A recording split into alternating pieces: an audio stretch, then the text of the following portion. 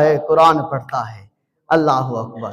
ذرا یہاں پر یہ دیکھیے کہ جو قرآن سے ایسے محبت کرے، سچی محبت کرے، اللہ اسے مقام یہ عطا فرماتا ہے، اور جو قرآن کو اپنے سینے میں رکھے اللہ اسے کتنا مقام عطا فرمائے گا۔ جو اس قرآن کو اپنی زبان پر جاری رکھے اللہ اسے کتنا مقام عطا فرمائے گا۔ جو اس قرآن کو خود پڑھے اور اپنی نظروں کو اس قرآن کے اوپر جمائے رکھے، اس بندے کی اور اس قرآن کی برکت سے اللہ عظمت اور شان کو کتنا بلند فرمائے گا۔ اللہ اکبر۔ فرمایا قرآن کے ساتھ محبت ہے، پڑھا ہوا نہیں ہے، اور اس قدر محبت ہے کہ یہ پڑھتا جا رہا ہے اور کہتا جا رہا ہے۔ اللہ فرماتا ہے مجھے اس بندے کی یہ ادا اتنی پسند آئی ہے، اتنی پسند آئی ہے، اتنی پسند آئی ہے کہ میں نے اس بندے کو بخش بھی دیا ہے، اور اس قبر کو نور علی نور بھی بنا دیا ہے، اور جنت کی خوشبو مہک کو بھی اس کی قبر میں رکھ دیا ہے۔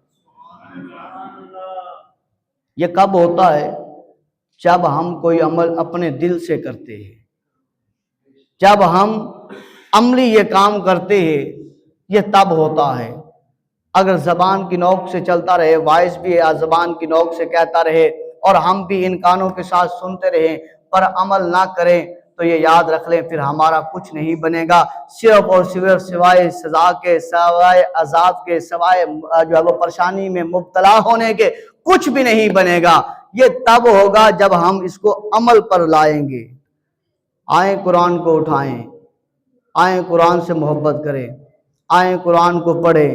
اگر نہیں پڑھے، زندگی میں بچپن میں رہ گیا ہے قرآن پاک، بڑے ہو کر ٹائم نکالیں قرآن پاک کو پڑھیں۔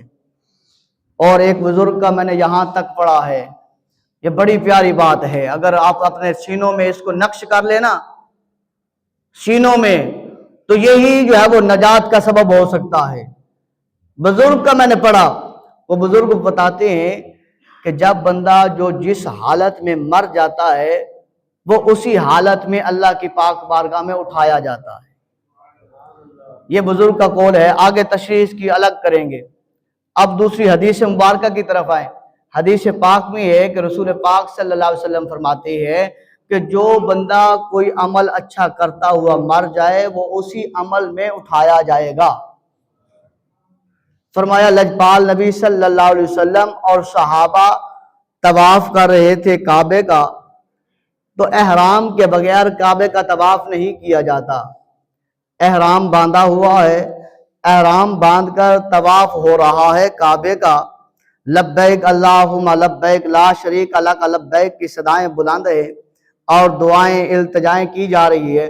فرمایا اس دوران ایک صحابی رسول جس کی روح پرواز ہو جاتی ہے، طواف کرتے ہوئے ایک صحابی رسول کی روح پرواز ہو جاتی ہے، تو لجپال نبی صلی اللہ علیہ وسلم کے صحابہ اسے اٹھاتے ہیں، عرض کرتے ہیں یا رسول اللہ صلی اللہ علیہ وسلم اسے غسل دیں، اسے کفن دیں۔